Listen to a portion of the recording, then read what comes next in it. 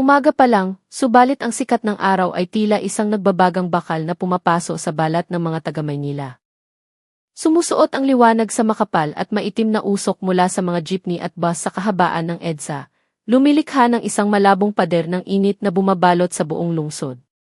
Sa loob ng isang himpilan ng pulisya sa lungsod Quezon, ang hangin ay mas mabigat pa. Amoy na pinaghalong pawis, lumang papel, at murang panlinis ng sahig. Ang ugong ng mga bentilador sa kisame ay walang nagawa kundi ang paikutin lamang ang maalinsangang hangin. Sa gitna ng magulong tagpong iyon, pumasok si Clara Reyes. Ang kanyang mga hakbang ay tiyak at may kumpiyansa, dala ang isang folder na naglalaman ng mga dokumentong maingat niyang inihanda sa loob ng ilang araw.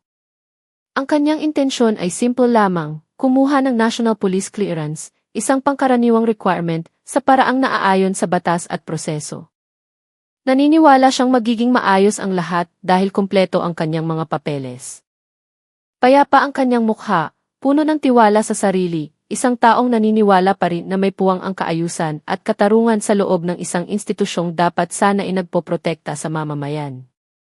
Pagkalampas niya sa pangunahing pinto at pagpasok sa silid-hintayan, dumiretso si Clara sa counter na may nakasulat na Records and Clearance Section. Sa likod ng makapal na salamin, isang pulis na nakauniporme ang abala sa pagtipa sa isang lumang computer.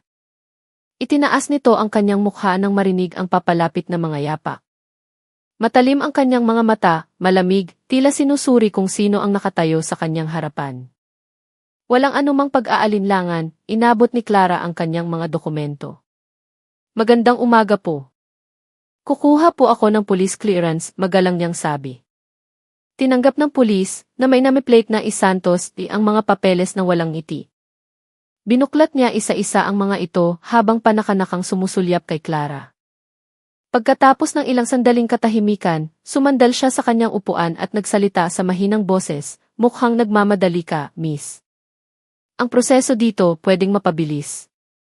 Kung may tulong na manggagaling sa aplikante. Kumunot ang noo ni Clara. Anong ibig ninyong sabihin, sir? Maingat niyang tanong. Isang bahagyang ngiti ang gumuhit sa labi ni Santos, halos hindi mahahalata. Tulong lang, anya. Alam mo na, para sa merienda. Para masiguro na dire-diretso ang proseso at hindi maipit sa kung saan-saan. Agad na nag-iba ang anyo ni Clara. Tinitigan niya si Santos ng masinsinan, malinaw na hindi nagustuhan ang pahiwatig nito. Gayunpaman, pinanatili niyang kalmado ang kanyang boses upang hindi mag-umpisa ng gulo. Pumunta po ako dito para magproseso ng opisyal na dokumento, hindi para sa anumang iligal na transaksyon, matigas niyang sagot. Kung malinaw ang proseso, hindi na dapat kailangan ng anumang tulong. Tinitigan siya ni Santos ng ilang saglit, at pagkatapos ay isinauli ang mga papeles sa isang marahas na kilos. Ang bahagyang ngiti sa kanyang labi ay naglaho, pinalitan ng isang malamig na titig na nagsisimula ng mag-apoy sa galit. Nanatiling nakatayo si Clara sa harap ng counter, pinipigilan ang hininga upang hindi madala ng emosyon. Alam na alam niya ang kahulugan ng alok na iyon, isang pahiwatig para sa ipampadulas o lagay. Ngunit naiintindihan din niya na ang pagpapakita ng takot o kahit pagkataranta ay lalo lamang magpapalala sa sitwasyon. Sinunod ko po ang lahat ng requirements, muli niyang sinabi. Mahina ngunit malinaw ang kanyang boses. Kumpleto ang mga papeles ko at sigurado akong walang dahilan para patagalin ang proseso. Humalakhak ng mahina si Santos, isang tunog na puno ng pangungutya. Inilahad niya ang kanyang kamay sa ibabaw ng mesa at marahang nagsalita, sa tingin mo ba lahat ng tao nakakakuha ng clearance sa loob lang ng isang araw? Baka kailangan mo ng kaunting orientation para mas maintindihan mo kung paano ang sistema dito. Umatras si Clara ng isang hakbang, sinusubukang pakalmahin ang sarili. Tumingin siya sa paligid, umaasang may ibang opisyal na makakarinig sa kanilang pag-uusap. Ngunit ang himpilan ay halos walang tao sa mga oras na iyon. Tanging mga hele-hilerang bakanting upuan at ilang taong naghihintay na abala sa kani-kanilang mga iniisip. Hindi ko kailangan ng orientation, sagot ni Clara, sa pagkakataong ito ay mas malakas na.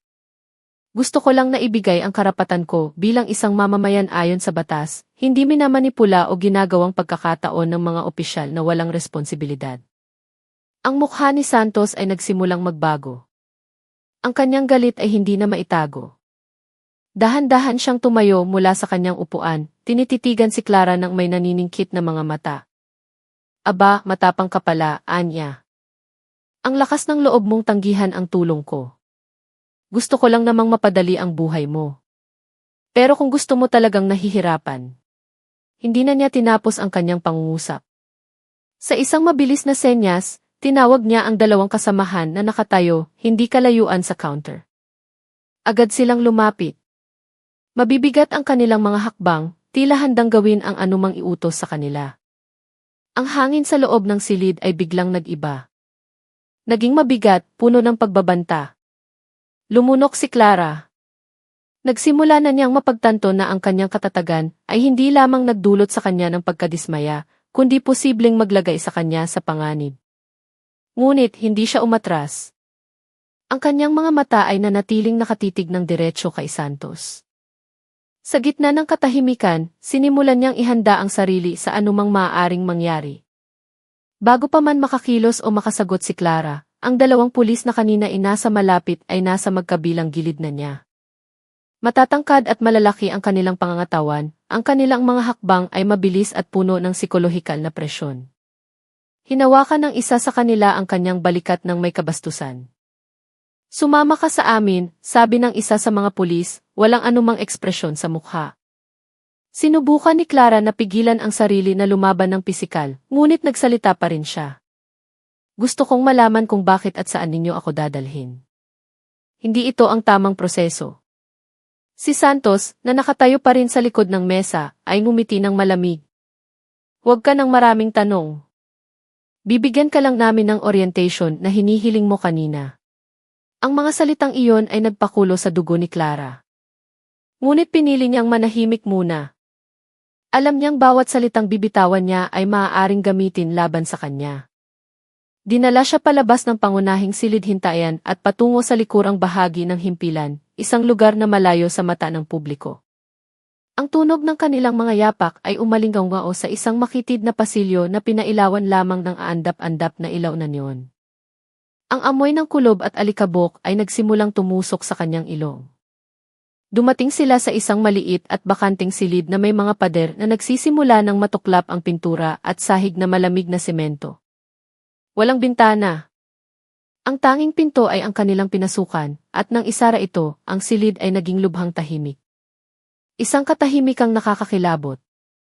Tinapik ng isa sa mga pulis ang isang upuang kahoy sa gitna ng silid. Umupo ka. Hindi sumunod si Clara. Nanatili siyang nakatayo ng tuwid kahit nanginginig ang kanyang mga tuhod. Ito ay illegal. May karapatan akong maprotektahan. Lumapit si Santos. Nanliit ang kanyang mga mata. Sa tingin mo ba mapoprotektahan ka ng batas kung mag-isa ka lang dito? Dito, ang batas ay kung anong sabihin namin. At kalalabag mo lang sa hindi nakasulat na patakaran, huwag mong tatanggihan ang tulong namin. Lumapit pa siya, hanggang sa ilang sentimetro na lamang ang pagitan ng kanilang mga mukha. Ipapakita namin sa iyo kung ano ang tunay na tulong. Napalunok si Clara. Alam niyang hindi na ito tungkol sa police clearance o sa sistema. Ito ay isang pagpapatahimik, isang tunay na banta mula sa mga taong ginagamit ang kanilang uniforme upang pagtakpan ang kanilang sariling mga krimen. Ngunit sa kabila ng takot na bumabalot sa kanya, ipinangako niya sa sarili, hindi siya susuko ng ganoon na lamang. Hindi pa man nakakahinga ng malalim si Clara, isang malakas na kamay mula sa isa sa mga pulis ang marahas na dumapo sa kanyang balikat, dahilan upang siya'y mapasubsob. Muntik na siyang matumba, ngunit dalawang pares ng kamay ang agad na sumalo sa kanya, hinawakan ang kanyang mga braso at pinanatili siyang nakatayo. May lakas ka pa palang lumaban, sigaw ni Santos habang lumalapit. Ang kanyang boses ay mahina ngunit puno ng pagbabanta. Ngayon, matututunan mo ang kahulugan ng salitang pagsunod. Sa isang mabilis at walang babalang kilos, ang unang suntok ay tumama sa kanyang tagiliran. Nahirapan siyang huminga at ang kanyang paningin ay nagsimulang magdilim. Bago pa siya makabawi, isang malakas na sipa mula sa kabilang direksyon ang tumama sa kanyang hita na nagpilit sa kanyang lumuhod. Sinubukan niyang pigilan ang sarili na sumigaw. Huwag kang manahimik dyan, magsalita ka, sabi ng isa sa mga pulis habang hinahampas ang kanyang likod, dahilan upang siya ay bumagsak sa sahig. Naramdaman ni Clara ang lamig ng sementadong sahig sa kanyang balat na nagsisimula ng magpasa. Ang kanyang katawan ay nanghina, tila sabay-sabay na inatake ang kanyang mga kalamnan. Ngunit sa kabila ng sakit na gumagapang sa buong katawan niya, wala siyang inilabas na tunog maliban sa mga maikling paghinga. Lumapit si Santos at yumuko hanggang sa magkaharap ang kanilang mga mukha. Pwede kaming tumigil anumang oras, basta't makikinig ka sa amin mula pa sa simula. Hindi naman iyon malaking bagay, pero ang pride mo, iyan ang dahan-dahan naming sinisira. Hirap na itinaas ni Clara ang kanyang ulo. Ang kanyang labi ay may sugat at ang kanyang mga mata ay nagluluha. Sa paos na boses, sinabi niya, sa tingin ninyo matatakot ako. Katawan lang ito, pero ang puso at isip ko ay mananatiling malaya. Ang mga salitang iyon ay nagpatahimik kay Santos ng ilang sandali. Pagkatapos, sa isang galit na ungol, nagbigay siya ng senyas sa kanyang mga kasama. Itali ninyo siya. Para malaman niya talaga ang ibig sabihin ng kawalan ng kapangyarihan. Walang anumang protesta ang nagawa ni Clara. Kinalagkad siya ng 2 pulis patungo sa isang lumang poste ng bakal sa sulok ng silid. Mahigpit nilang itinali ang kanyang 2 kamay gamit ang cable tie. Si Clara ay nakabitin ng mahina, ngunit ang kanyang mga mata ay nananatiling nag-aalab. Sa kanyang isipan, bumulong siya, hindi pa ito tapos. Ang maliit na silid ay napuno na lamang ng tunog ng mabibigat na paghinga ni Clara at ng pagsitsit ng hangin na dumadaan sa siwang ng pinto. Ang kanyang katawan ay tila durog na. Bawat kalamnan ay parang hinihila sa lahat ng direksyon dahil sa mga tinanggap niyang pambubugbog. Ang kanyang mga kamay ay mahigpit na nakatali sa malamig na poste ng bakal. Ang kanyang mga paa ay nakagapos din sa isa pang cable tie na pumipiga sa kanyang mga ugat, dahilan upang mamanhid ang dulo ng kanyang mga daliri. Sa kabila nito, ang kanyang mga mata ay nananatiling matalim, hindi sumusuko. Si Santos ay nakatayo, hindi kalayuan sa kanya. Ang ekspresyon ng kanyang mukha ay pinaghalong galit at inis. Pinunasan niya ang manipis na pawis sa kanyang noo at lumapit kay Clara na may marahas na hakbang. Matigas ka pa rin, sabi niya habang sinisipa ang isang upuang kahoy. Akala ko sapat na ang tinamo mo para manahimik, pero matalas pa rin pala ang dila mo. Napalunok si Clara, hirap huminga, ngunit sinubukan pa rin niyang panatilihin ang kanyang focus. Hindi ako takot sa inyo, dahan-dahan niyang sinabi, ang kanyang boses ay paos ngunit matatag. Sa tingin ninyo sa ganitong paraan ay susuko ako. Nagkakamali kayo. Hindi ito tungkol sa pera o clearance. Ito ay tungkol sa dignidad, tungkol sa katarungan. Isang pulis ang tumawa ng malakas, hinampas ang kanyang kamay sa pader. Dignidad? Katarungan? Sa lahat ng lugar, ang mga taong tulad mo ay laging talo. Ang mga ordinaryong tao ay hindi kami kayang labanan. Kami ang batas dito. Itinaas ni Clara ang kanyang tingin, tinitigan ang lalaki ng walang takot. Hindi kayo ang batas. Kayo ay mga kriminal na nakauniporme. Ang batas ay nagpoprotekta, hindi nang aapi. Hindi man lang kayo karapat-dapat na tawaging pulis. Ang mga salitang iyon ay nagpanginig sa panga ni Santos. Lumingon siya sa kanyang 2 kasama at malamig na sinabi, hindi pa siya nadadala. Ituloy ninyo. Para maramdaman niya talaga kung ano ang ibig sabihin ng paglaban sa amin. Ang pulis na mas matangkad ay agad na humakbang pasulong, handa nang umatake muli. Ngunit habang iwinawasiwas niya ang kanyang kamay, nagsalita si Clara. Hindi ito sigaw ng sakit, kundi mga salitang tumatagos. Sa tingin ninyo ligtas ang buhay ninyo dahil sa unipormeng iyan, anya. Isang araw, malalantad din kayo. Malalaman ng lahat kung sino talaga kayo. Mga manloloko, mangingikil, tagapaghasik ng takot. Pinigilan ni Santos ang kanyang kasama sa isang senyas. Tinitigan niya si Clara ng mas matagal sa pagkakataong ito, na may titig na nagsisimula ng mag-alinlangan. Hindi lamang galit, kundi may bahid na rin ang pagdududa. Sa isang sandali, ang silid ay naging tahimik. Ngunit mabilis na bumalik sa sarili si Santos. Sepat o lambat, susuko ka rin. At magagalak akong makita iyon. Pinanatili ni Clara ang kanyang tingin, hindi kumukurap. Sa likod ng sakit na gumagapang, sa likod ng mga tali na kumukulong sa kanya, nagsimula siyang bumuo ng isang plano. Hindi isang pisikal na plano, hindi pa, kundi isang determinasyon. Hindi ako matatalo. Ang panandaliang katahimikan sa silid ay biglang nabasag nang humakbang si Santos pasulong. Ang kanyang mga mata ay nagniningning na may mas madilim na galit. Hindi na lamang ito pagkainis, kundi isang paghihiganti na lalong nag-aalab. Tinitingnan na niya si Clara hindi bilang isang ordinaryong mamamayan, kundi bilang isang tunay na banta sa kanyang kapangyarihan at personal na dangal. Sa tingin mo magaling ka dahil nakakapagsalita ka pa ng malaki kahit nakagapos, anya habang kinakapa ang bulsa ng kanyang uniforme. Wala ka pang alam tungkol sa takot. Itinaas ni Clara ang kanyang tingin. Hirap pa rin siyang huminga dahil sa mga naunang atake. Ngunit ang kanyang mga mata ay nananatiling matalim. Hindi siya sumagot, tinititigan lamang si Santos na para bang naghihintay sa susunod niyang sasabihin. Ngumisi si Santos. Ipapakita ko sa iyo na lahat ng tao ay may kahinaan, kasama ka na roon. Tumalikod siya at nagbigay ng senyas sa isa sa kanyang mga kasama. Mabilis itong kumilos, binuksan ang isang lumang kahoy na drawer sa sulok ng silid at inilabas ang isang piraso ng lumang kable ng kuryente. Nakatupi ito sa gitna at ang dulo ay may mga nakalabas na tanso. Handa itong magdulot ng sakit. Nagnalit ang mga ngipin ni Clara. Wala na ba kayong konsensya? Tumawa ng malakas ang pulis na may hawak ng kable. Ang konsensya, hindi nakakabayad ng utang sa bahay, ineng. Lumapit muli si Santos. Sa pagkakataong ito, mas mahina at malamig ang kanyang boses. Huling pagkakataon, bibigyan kita ng madaling paraan palabas.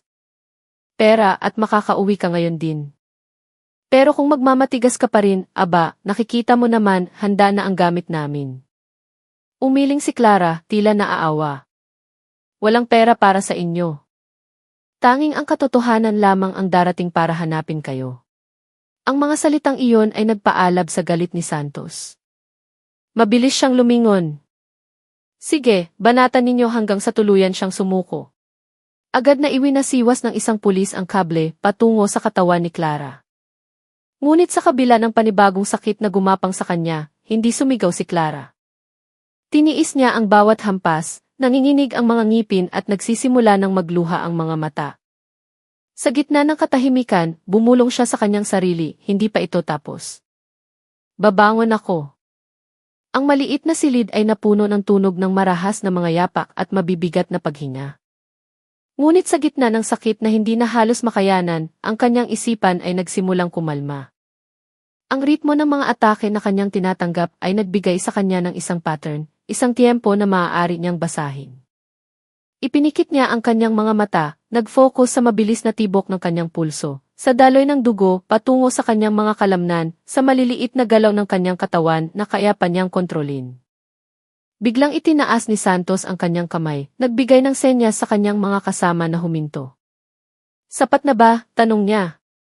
Ang kanyang paghinga ay mabilis dahil sa galit na hindi pa humuhupa. O gusto mo pa ng dagdag? Dahan-dahang iminulat ni Clara ang kanyang mga mata. Ang kanyang tingin ay hindi na sumusuko, kundi puno ng isang kakaibang kapanatagan. Ang kanyang mukha ay puno ng mga pasa at sugat, ngunit isang bahagyang ngiti ang gumuhit sa gilid ng kanyang labi. Ngayon ko lang napagtanto, dahan-dahan niyang sinabi. Ang kanyang boses ay paos ngunit matatag. Hindi kayo mga alagad ng batas. Kayo ay mga preman na nakauniporme. At ang mga ordinaryong preman ay hindi alam kung paano tunay na lumpuhin ang isang kalaban. Naggalit ang mga ngipin ni Santos. Anong ibig mong sabihin? Bago pa man makakilos si Santos, biglang gumalaw ng mabilis ang katawan ni Clara. Gamit ang mga galaw na kanyang pinag-aralan at lakas na kanyang inipon mula pa sa simula, hinila niya ang kanyang dalawang kamay sa magkasalungat na direksyon, inikot ang kanyang mga pulso ng may eksaktong kalkulasyon, at sinamantala ang maliit na puwang sa pagitan ng cable tie at ng poste. Nanigas ang mga kalamnan sa kanyang braso, lumitaw ang kanyang mga ugat. Ang plastik na tali ay nagsimulang lumuwag. Napansin ito ng isang pulis at agad na sumugod upang pigilan siya. Ngunit huli na ang lahat. Sa isang malakas na hila, naputol ang tali. Itinulak ni Clara ang kanyang sarili pasulong, sinipa ang upuang kahoy na nakatali pa rin sa kanyang mga paa. Tumama ito sa tuhod ng pulis na pinakamalapit sa kanya. Bumagsak ang lalaki habang umuungol sa sakit. Umatras si Santos ng isang hakbang. Anong nangyayari? Tumayo si Clara. Kahit nanginginig pa ang kanyang katawan, tinitigan niya sila isa-isa, at sinabi sa mahina, ngunit malinaw na boses, ito ang dahilan kung bakit hindi kayo mananalo. Dahil minamaliit ninyo ang taong nag-iisa. At hindi ako kailanman nag-iisa hanggat naniniwala ako sa katotohanan. Ang silid ay naging tahimik sandali. Hindi dahil sa walang ingay, kundi dahil napagtanto ng lahat ng naroroon na ang laban ay hindi pa tapos. Sa katunayan, ito ay nagsisimula pa lamang. Nang tuluyang maputol ang plastik na tali na gumagapos sa kanya, tila isang belo ng takot na bumabalot sa kanya ang sabay na napunit. Ang katawan ni Clara ay nanghihina pa rin dahil sa mga tinamong sugat. Ngunit sa likod ng sakit, nagliliwanag sa kanya ang isang aura ng kapanatagan na mas nakakatakot para kay Santos at sa kanyang dalawang kasama. Huwag kang kikilos, sigaw ni Santos, umatras ng isa pang hakbang. Hindi naghintay ng utos si Clara. Mabilis siyang kumilos, nagpakawala ng isang maikling sipa sa tuhod ng isa pang pulis. Bumagsak ang lalaki, umuungol sa sakit. Agad na sinubukan siyang atakihin ng pangalawang pulis mula sa likuran. Ngunit handa na si Clara. Yumuko siya para umiwas at nagpakawala ng isang matulis na siko sa tiyan ng kanyang kalaban. Walang tunog na bumagsak ang lalaki. Pinanood ni Santos ang pagbagsak ng kanyang mga kasama isa-isa. Nanlaki ang kanyang mga mata, hindi makapaniwala. Sino ka ba talaga? Marunong kang lumaban. Tumayo ng tuwid si Clara. Ang kanyang paghinga ay mabigat na, ngunit ang kanyang tingin ay kasing talim ng isang kutsilyo. Isa lang ang alam ko, walang dahilan para manahimik kapag ang katarungan ay niyuyurakan. Wala nang oras para sa mahabang salita. Si Santos, na ngayon ay nararamdaman na si Clara ang pangunahing banta, ay agad na binunot ang kanyang batuta mula sa kanyang baywang at iwinasiwas ito patungo kay Clara. Ngunit ang kilos na iyon ay masyadong madaling basahin. Sinalag ito ni Clara gamit ang kanyang kaliwang braso. Kahit na ang malakas na impact ay nagdulot ng sakit sa kanyang braso, gumanti siya ng isang mabilis na sipa sa tagiliran ni Santos. Napahapay ang pulis, halos mawala ng balanse. Bago pa siya makabawi, isang malakas na suntok mula kay Clara ang tumama sa kanyang panga. Tuluyang bumagsak si Santos sa sahig. Naging tahimik ang silid. Tanging ang tunog na lamang ng mabibigat na paghinga ang maririnig. Ang tatlong pulis ay nakahandusay, umuungol sa sakit, hindi makabangon. Samantala si Clara, kahit nanginginig ang kanyang katawan, ay matatag na nakatayo sa gitna nila. Tinitigan niya si Santos na sinusubukan pa ring bumangon, at sinabi ng mahina, ngunit puno ng kahulugan, sinabi mo na ang batas ay kung anong sabihin mo. Ngayong araw, ang batas ay nagsalita. At ako ang katibayan. Nang hindi na naghihintay ng sagot, tumalikod si Clara at lumabas ng silid na iyon, iniwan ang isang bakas ng pagkatalo at pagsisisi sa kanyang likuran. Hirap ang mga hakbang ni Clara paglabas niya sa maliit na silid na iyon. Ang kanyang katawan ay masakit pa rin. Bawat kalamnan ay sumisigaw dahil sa mga tinamong sugat. Ngunit ang sakit na iyon ay hindi sapat para pigilan ang kanyang paglalakad.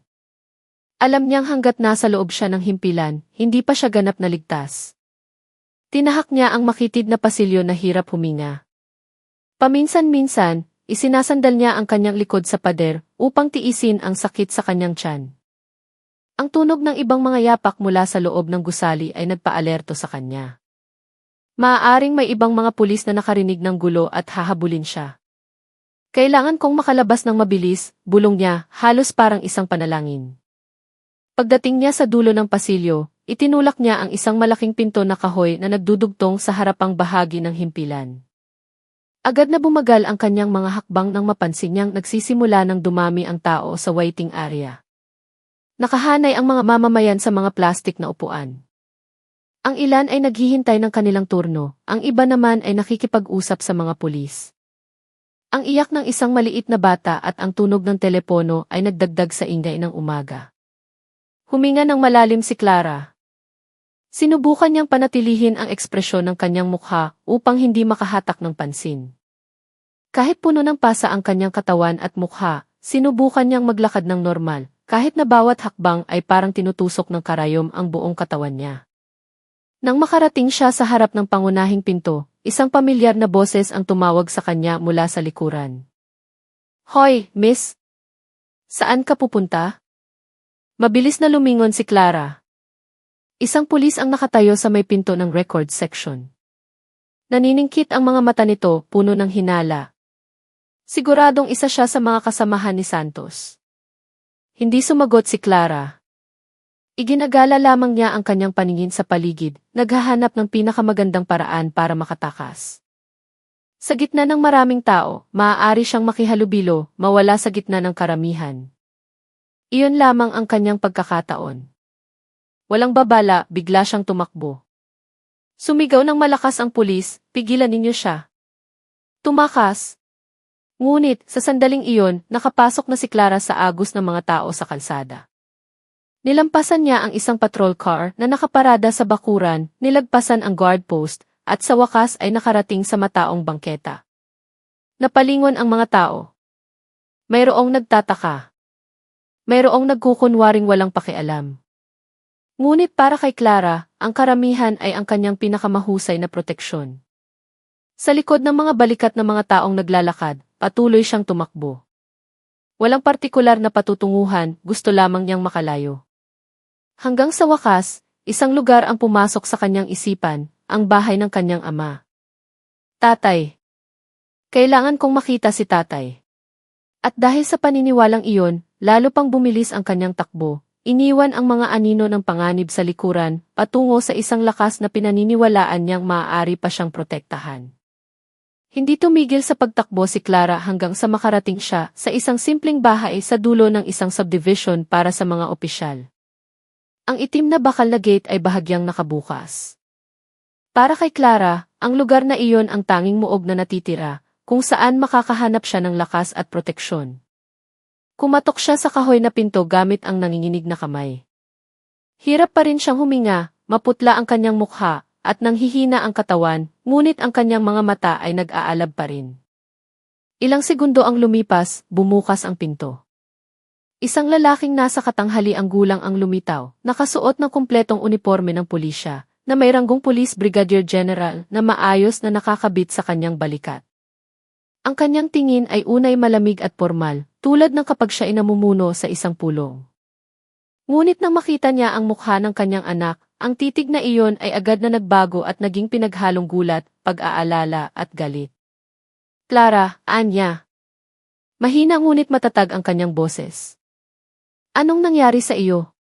Halos sasagot na sana si Clara, ngunit ang kanyang katawan ay biglang nanghina. Ang kanyang mga binti ay nanginig at naghanap siya ng mahahawakan. Mabilis na kumilos ang kanyang ama at agad siyang inalalayan. "Tay." "Tulong," mahina niyang sabi. Hindi na nagtanong pa si General Antonio Reyes. Mabilis niyang ipinasok si Clara sa bahay at pinaupo sa sofa. Matapos masigurong stable na ang kanyang kondisyon, umupo siya sa harapan niya, tinititigan ang mga mata ng kanyang anak na may seryosong ekspresyon. "Gusto kong ikwento mo ang lahat," dahan-dahan niyang sinabi, ngunit may tono na hindi maaaring suwayin. "Sino ang gumawa nito sa iyo, at ano ang totoong nangyari sa himpilan kanina?" Huminga ng malalim si Clara, sinusubukang kontrolin ang kanyang emosyon. Kinuha niya ang kanyang cellphone mula sa bulsa. Mayroon siyang itinatagong baton camera sa kanyang damit, at ang lahat ay nakarecord. "Hindi lang ako may kwento, tay," sabi niya, unti-unting bumabalik ang kanyang lakas. "May ebidensya rin ako." Pinindot niya ang play button, at ang boses ni Santos na nag-aalok ng mabilis na transaksyon, kapalit ng pera ay malinaw na umalingaw-ngaw. Nakikinig si General Reyes na mailalong dumidilim na ekspresyon. Hindi nagbago ang kanyang mukha, ngunit ang kanyang mga mata ay nagpapahiwatig ng malalim na galit. Pagkatapos ng recording, sinabi niya ng walang pag-aalinlangan, "Hindi lang ito tungkol sa iyo, Clara. Ito ay tungkol sa integridad ng ating institusyon." "Kikilos ako." Tumango si Clara. "Tiwala ako sa iyo, tay.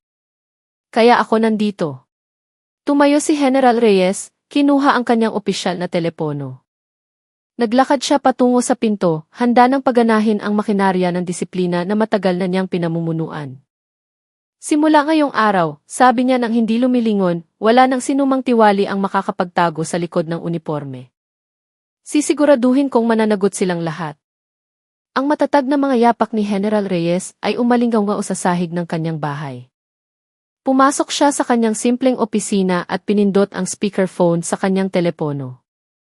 Major Cruz, si General Reyes ito, sabi niya sa mahina ngunit may otoridad na boses. Tipunin mo agad ang Integrity Monitoring and Enforcement Group. May special operation tayo.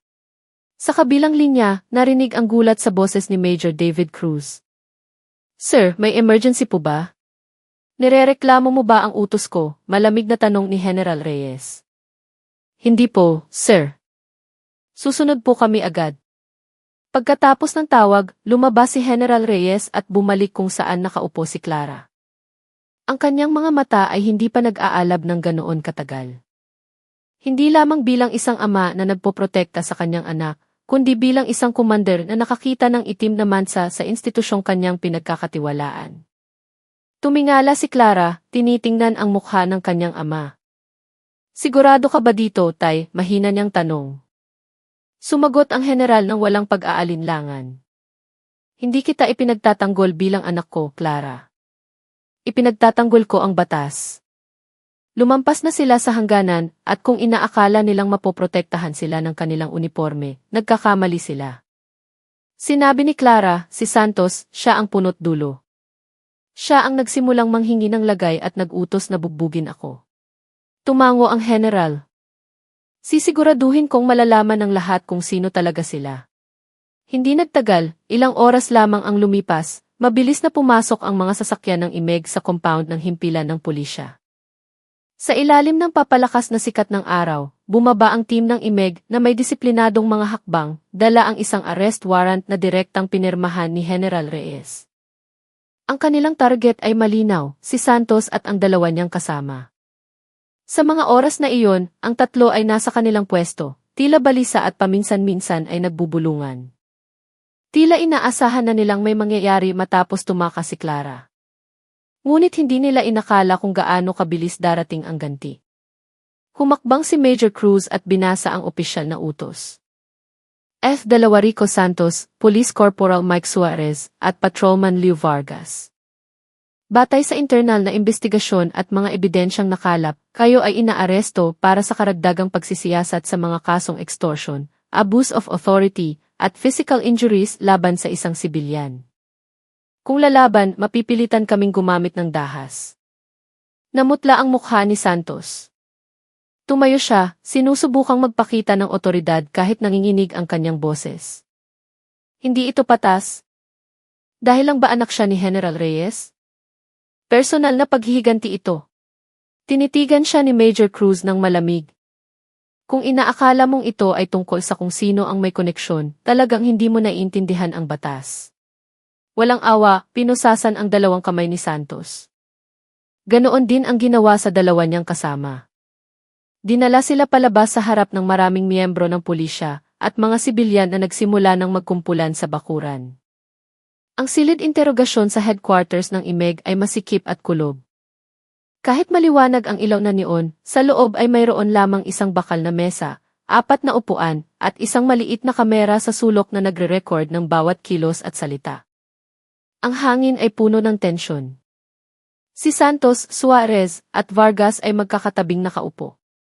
Ang kanilang mga mukha ay malungkot, ang kanilang mga katawan ay may mga pasa pa rin mula sa paglaban ni Clara. Wala na ang kanilang kayabangan. Ngayon, ang kanilang mga mata ay nagpapakita ng pinaghalong takot, pagsisisi at hindi paniniwala. Sa kabilang panig ng mesa, si Major Cruz ay nakaupo kasama ang dalawa pang opisyal. Seryoso ang kanyang mukha. Mayroon na kaming kumpletong ebidensya, video recording, testimonya ng biktima, at ang mga sugat na tinamo ni Clara Reyes. Pero para masigurong lahat ng katotohanan ay lalabas, tatanungin namin kayo. Kung magsasabi kayo ng totoo, baka gumaan ang parusa ninyo. Bumuntong hininga si Santos. Pera lang naman ang habol namin, sir. Gusto lang naming kumita ng extra. Hindi na bago yan dito. Marami ang gumagawa, bakit kami lang ang nahuli? Tinitigan siya ng matalim ni Major Cruz. Dahil lumampas kayo sa linya. Hindi lang kayo tumanggap ng suhol, gumamit pa kayo ng dahas. Hindi lang iyan paglabag sa disiplina, iyan ay krimen. Yumuko si Suarez. Wala kaming intensyon na umabot sa ganito, sir. Sumusunod lang kami sa utos. Si Vargas, ang pinakabata sa kanila, ay nagsalita rin. Nanginginig ang kanyang boses. Patawad po. Hindi ko alam na ganito ang mangyayari. Sumunod lang ako sa nakatataas sa akin. Ikinatok ni Major Cruz ang kanyang mga daliri sa mesa. Walang dahilan para sumunod sa utos na labag sa batas. Bawat isa ay may pananagutan sa sarili niyang kilos. Tumayo siya at isinara ang folder ng interogasyon. Ang kasong ito ay ililipat na sa korte. Haharap kayo sa disciplinary hearing at posibleng sa criminal trial. Sa isang senyas, dinala ng mga tauhan ng IMEG ang 3 pulis palabas ng silid. Ilang araw matapos ang interogasyon, inilabas ang opisyal na resulta ng investigasyon. Ang video recording, ang medical report sa mga sugat ni Clara, at ang pag-amin ng mga akusado ay naging matibay na basehan para sa institusyon na maglabas ng internal na hatol. Ang 3 ay idineklarang guilty at sinentensyahan ng dismissal from service o pagkatanggal sa serbisyo. Si General Reyes, na nagtiyak ng transparency sa buong proseso, ang nagbasa ng desisyon. Ito ay isang aral para sa sinumang nag-aakala na ang uniforme ay maaaring maging panangga sa kanilang mga kasalanan, sabi niya sa isang pagpupulong. Ang pulis ay tagapagtanggol, hindi maninila. Ang administratibong parusa ay tapos na, ngunit ang proseso sa korte ay hindi pa. Ang paglilitis ay handa nang magsimula at sa pagkakataong ito, ang buong bansa ang magiging saksi kung paano tunay na ipapatupad ang katarungan. Dumating ang araw ng paglilitis. Ang korte ay puno ng mga tao. Ang mga mamamahayag ay nakatayo sa likuran, handa ang kanilang mga kamera. Sa upuan ng mga akusado, sina Santos, Suarez, at Vargas ay nakaupo na may malungkot na mukha. Ang kanilang mga uniforme ay pinalitan na ng damit sibilyan. Wala na ang matatalim na titig o mapanuyang ngiti. Ngayon, tanging pagsisisi na lamang ang mababaka sa kanila. Tumayo ang taga-usig at binasa ang mga sakdal. Isinasaalang-alang ang mga katotohanan, ang ebidensya sa video, ang testimonya ng biktima, at ang pag-amin ng mga akusado. Hinihiling namin sa kagalang-galang na hukom na patawan sila ng karampatang parusa. Hinihiling namin na si Rico Santos ay masentensyahan ng 5 taong pagkakakulong. Habang sina Mike Suarez at Leo Vargas ay 3 taon bawat isa. Nang mabigyan ng huling pagkakataon na magsalita, dahan-dahang tumayo si Santos. Nagsisisi po ako, nanginginig niyang sabi. Alam kong wala nang makapagbubura sa nagawa ko. Nagkamali ako at handa akong tanggapin ang kahihinatnan nito. Nagpahayag din ng paghingi ng tawad sina Suarez at Vargas. Ilang araw ang lumipas, ibinaba na ang opisyal na hatol. Ipinukpok ng hukom ang kanyang martilyo. Ang korte ay nagpapasya na si Rico Santos ay nagkasala sa mga krimen ng extortion, abuse of authority, at physical injuries. Siya ay hinahatulan ng 5 taong pagkakakulong. Sina Mike Suarez at Leo Vargas ay nagkasala rin at hinahatulan ng 3 taong pagkakakulong bawat isa. Si Clara, na nakaupo sa gitnang hanay, ay nakinig sa hatol ng walang anumang ekspresyon. Ipinikit lamang niya ang kanyang mga mata, huminga ng malalim at muling nagmulat. Alam niyang hindi ito tungkol sa paghihiganti. Ito ay tungkol sa katotohanan na sa wakas ay nanaig. Pagkatapos ng paglilitis, lumapit sa kanya ang kanyang ama. Salamat dahil hindi ka na nahimik, mahinang sabi ni General Reyes. Hindi ka lang lumaban para sa sarili mo, lumaban ka para sa mga taong walang lakas ng loob na magsalita. Ngumiti si Clara. Naniniwala lang ako na ang katarungan ay maaari pa ring makamtan. Kahit ng isang tao lang. Pagkatapos ng paglilitis, agad na sinimulan ang malawakang reforma. Nagsagawa si General Reyes ng malaking pagsusuri sa mga mekanismo ng serbisyo publiko sa Hinigpitan ang internal na pagbabantay, pinahusay ang sistema ng transparency, at isinagawa ang regular na etika training para sa lahat ng miyembro. Nagsimulang maramdaman ng mga tao ang pagbabago. Mas mabilis ang serbisyo, mas magalang ang mga pulis, at unti-unting nanumbalik ang tiwala. Isang umaga, ilang linggo matapos ang paglilitis, muling lumabas si Clara mula sa himpilan ng pulisya. Sa pagkakataong ito, bilang isang ordinaryong mamamayan na gumaan ang loob. May mga peklat pa rin sa kanyang katawan, ngunit magaan na ang kanyang puso.